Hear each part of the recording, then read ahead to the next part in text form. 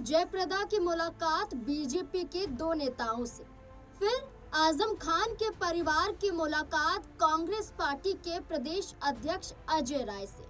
आखिरकार उत्तर प्रदेश में चल क्या रहा है? क्या 2027 के विधानसभा चुनाव से पहले बड़ी तैयारी की जा रही है?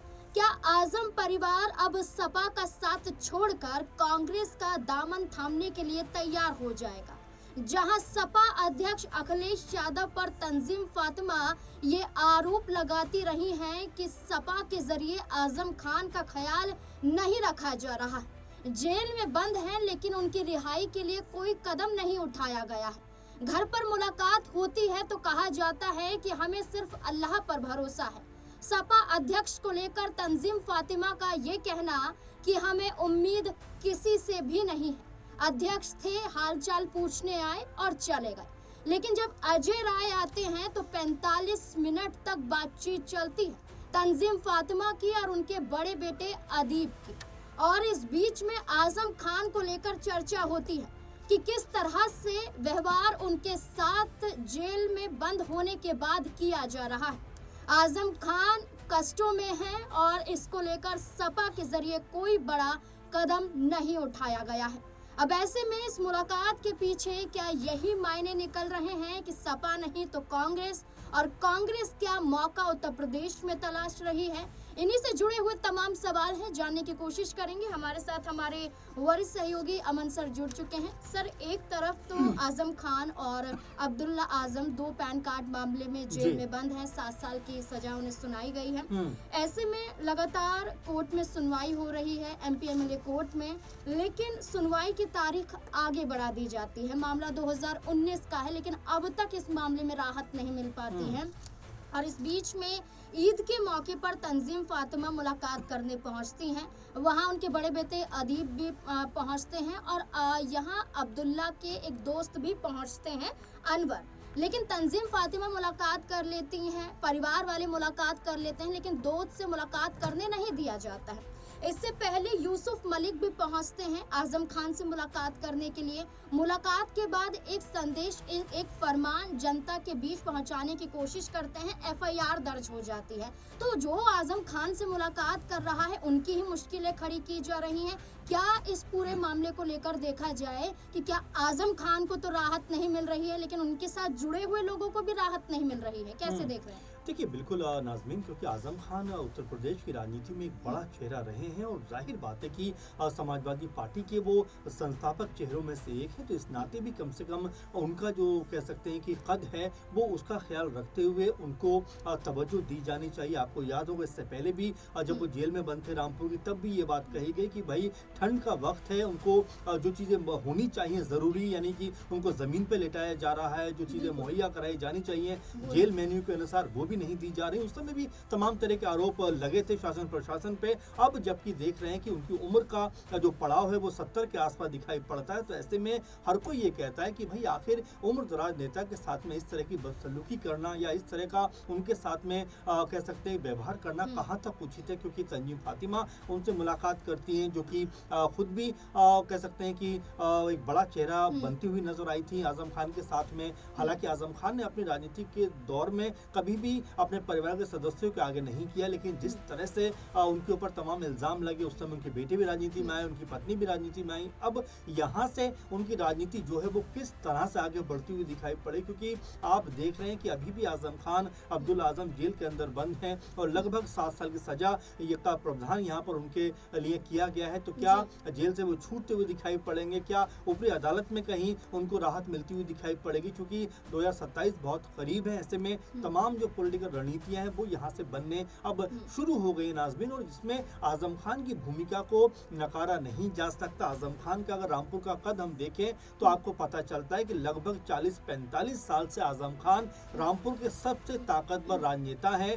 10 बार के विधायक हैं, 1 बार लोकसभा के सांसद रहे हैं और 1 बार राज्यसभा के भी वो वो सांसद रहे हैं, कई बार कह सकते हैं उत्तर प्रदेश सरकार में मंत्री रहे हैं और मजबूत मंत्री रहे हैं। 2012 में तो ये तक कहा जाता था कि वो नंबर 2 के नेता हैं, नंबर 2 के वो पार्टी के अंदर मजबूत छवि के नेता हैं और यही कहा जाता था कि अखिलेश यादव भले ही मुख्यमंत्री हैं लेकिन राजनीति का ताना बाना, सरकार का ताना बाना आजम खान के इर्द गिर्द बनता हुआ दिखाई पड़ता है। लेकिन और अचानक से मुलाकात आजम परिवार से कांग्रेस प्रदेश अध्यक्ष की अजय राय की और 45 मिनट तक मुलाकात होती है, तो क्या माना जाए कि जो सपा में कद आजम खान का था अब वो कद नहीं रहा है और इसलिए किसी और दल की तलाश की जा रही है, या आजम खान की जरूरत अभी भी अन्य दलों को है इसलिए कांग्रेस पार्टी की मुलाकात देखी गई? देखिए नाज़मीन, 2-3 बातें इसमें मैं रखना चाहूँगा। पहली बात तो ये कि जिस तरीके से नसीबुद्दीन सिद्दीकी कांग्रेस छोड़कर जो है सपा में शामिल हुए हैं, तो हो सकता है कांग्रेस पार्टी यहाँ पर इन चीज़ों को अब रिवर्स करना चाहती हो कि भाई चलिए नसीबुद्दीन सिद्दीकी भले ही सपा में चले गए लेकिन हम आजम खान को अपनी तरफ लेकर आएंगे तो हिसाब बराबर हो जाएगा, क्योंकि दो मुस्लिम चेहरे उत्तर प्रदेश की राजनीति में, क्योंकि आपने देखा कि नसीबुद्दीन सिद्दीकी भी एक बड़ा चेहरा, एक बुलंद आवाज़ बसपा के लिए रहे थे, उसके बाद कांग्रेस पार्टी में चले जाते हैं और अब वो सपा में आकर शामिल हो जाते हैं। उसी तरह से देखा जाए तो आजम खान समाजवादी पार्टी के लिए सबसे ज़्यादा मजबूत और ताकतवर चेहरों में से रहे हैं उत्तर प्रदेश में। जैसे मैंने कहा कि मुलायम सिंह यादव जी के बाद उनका नाम सपा में लिया जाता था प्रमुखता के साथ में, तो क्या यहाँ पर कांग्रेस पार्टी अब इस चीज़ को अपने साथ में एड ऑन करना चाहती है और क्या एक तरीके का जो आपस में अभी तक तालमेल बना हुआ है सपा और कांग्रेस के बीच में, क्या आजम खान को लेकर वो कहीं फासले लेकर आपस में ना आ जाए? क्योंकि एक बार कांग्रेस पार्टी का ये भी कहता है नाज़मीन कि भले ही सपा के साथ में कांग्रेस पार्टी के गठबंधन है, अच्छी बॉन्डिंग है, लेकिन अगर कांग्रेस पार्टी को मजबूत होना है तो वो अपने दम पर ही उसको होना चाहिए, दूसरों का पिछलग्गू उसको नहीं होना चाहिए,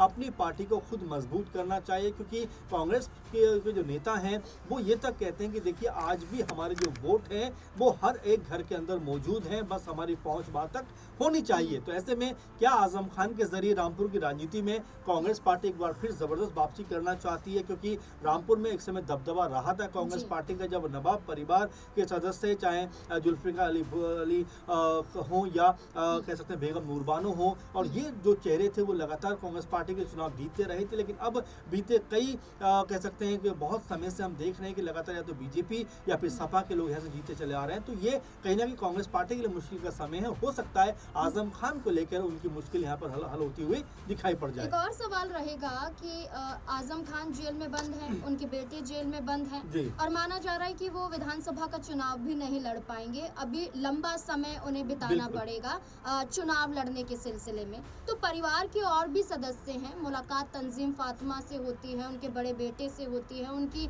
बहू की चर्चा सिद्रा की हमेशा उत्तर प्रदेश की राजनीति में आजम परिवार से जोड़कर होती रहती है कि वो भी राजनीति में आएंगी, कदम रखेंगी। इसके साथ साथ उनकी मुंह बोली बेटी भी हैं, वो भी देखी जाती हैं। क्या लगता है कि आजम की जगह उनके परिवार में से कौन ले सकता है? देखिए आजम खान की जगह तो मुझे ऐसा लगता है कोई नहीं ले सकता, क्योंकि जो आजम खान ने अपना कद बनाया, जिस तरह की अपना सम्मान अर्जित किया और जिस तरह बारंबार रामपुर की सीट पर अपने लिए सम्मान अर्जित किया, अपने लिए सफलता अर्जित की, वो मकाम पाना इतना आसान नहीं होगा नाज़मीन। लेकिन हाँ, ये आप ज़रूर कह सकते हैं कि आजम खान की विरासत को आगे बढ़ाने के लिए आखिर वो कौन सा चेहरा होगा जो आगे बढ़ता हुआ दिखाई पड़ सकता है। क्या जो उनकी बहू है सिद्रा अदीब, उनका भी नाम कई बार आपने सही कहा सामने आता रहता है, क्या वो एक चेहरा हो सकती है? क्या यहाँ पर तंजीम फातिमा को ही मैदान में उतरना पड़ेगा? ये भी एक कहीं ना कहीं बात चल रही है। और साथ में अब्दुल्ला आजम को लेकर भी बातें हो रही हैं कि क्या वो भी आने वाले दिनों में जब जेल से बाहर होंगे तो क्या कोई बड़ा चेहरा यहाँ पर बनते हुए दिखाई पड़ेंगे? तो नाज़मीन आप ऐसा समझें कि पूरे का पूरा जो मसला है, मामला है, ये इतना आसान नहीं है, पेचीदगी इसमें नजर आती है, क्योंकि कई चेहरे आजम परिवार में भी हैं। अब ऐसे में अब्दुल्ला आजम के अगर जेल में रहते हुए क्या 27 में उनकी जो बहू है सिद्रा अदीब, क्या उनके नाम पर मोहर लग सकती हो? जैसा मैंने कहा तंजीम फातिमा, तो ये तमाम संभावनाएं हैं। लेकिन फिलहाल आप ये मानकर चलिए कि आजम खान का जो कद है, भले ही जेल के अंदर वो अभी हैं, लेकिन उनका कद कहीं से भी कमजोर नहीं हुआ है, वो अभी भी उतने ही ताकतवर नेता हैं और अभी भी रामपुर में उनका जो वर्चस्व है वो दिखाई पड़ता है। भले ही बीते चुनाव में कह सकते हैं कि उनको बहुत तवज्जो नहीं दी गई, लोकसभा चुनाव की बात करें, मौलाना नदवी को उतारा गया, हालांकि चुनाव वो जीते, लेकिन ये भी कहा गया कि आजम खान का कद कमजोर करने के लिए ये सब किया गया था। और क्या ऐसा ही सपा ने भी सोचा था कि अगर आजम खान के बिना हम चुनाव जीत सकते हैं तो क्या आजम खान को साइडलाइन कर दिया जाए? क्योंकि आपने कहा कि हमें जो तंजीम फातिमा ने कहा कि भाई हमें अब किसी पे नहीं, अल्लाह पे भरोसा है। अगर वो आए थे, मुलाकात की, चले गए, और अब यहाँ से हमें ही अपना देखना है। तो क्या अब 2-3 जगह पर आजम परिवार भी अपनी संभावनाएं तलाश रहा है? क्या वो चंद्रशेखर आज़ाद हो सकते हैं? क्या वो कांग्रेस पार्टी हो सकती है? और आपने एक बात और भी देखी होगी कि ओवैसी भी लगातार, AIM के जो अध्यक्ष हैं वो भी लगातार आजम खान को लेकर बयानबाजी करते रहे हैं। तो आने वाले 4-5 महीने जो हैं नाज़मीन, क्योंकि अब इन 4-5 जो राज्यों में चुनाव हैं, इसके बाद में पूरे का पूरा माहौल जो है वो उत्तर प्रदेश में शिफ्ट होता हुआ दिखाई पड़ेगा। उस वक्त स्थिति क्या होगी, ये देखना बेहद दिलचस्प होने वाला है। देखिए, बिल्कुल ये कहना गलत नहीं होगा कि उत्तर प्रदेश की राजनीति में 27 के चुनाव से पहले आजम खान को किसी की जरूरत नहीं पड़ रही है, लेकिन आजम खान की जरूरत हर दल को पड़ रही है। हर कोई मुलाकात परिवार से कर रहा है। चर्चा ये तक करता है कि आजम खान से मुलाकात करने के लिए जेल भी जाया जाएगा, लड़ाई लड़ी जाएगी आजम को रिहा करवाने के लिए, और राष्ट्रीय स्तर तक इसकी लड़ाई लड़ी जाएगी। अब लड़ाई लड़ने की बात करते करते आजम परिवार को दिलासा तो देते हैं, लेकिन क्या ये एक हथकंडा है कि चुनाव में आजम परिवार को साध लिया जाए? अब देखना होगा कि कांग्रेस की मुलाकात क्या मायने निकालती है। क्या वाकई आजम का परिवार अब सपा का साथ छोड़कर, साइकिल का साथ छोड़कर हाथ का दामन थामता हुआ नजर आएगा? इस पूरे मुद्दे को लेकर आपको क्या लगता है? अपनी राय कमेंट सेक्शन में जरूर दें। देखते रहें स्पेन 9 न्यूज़। धन्यवाद।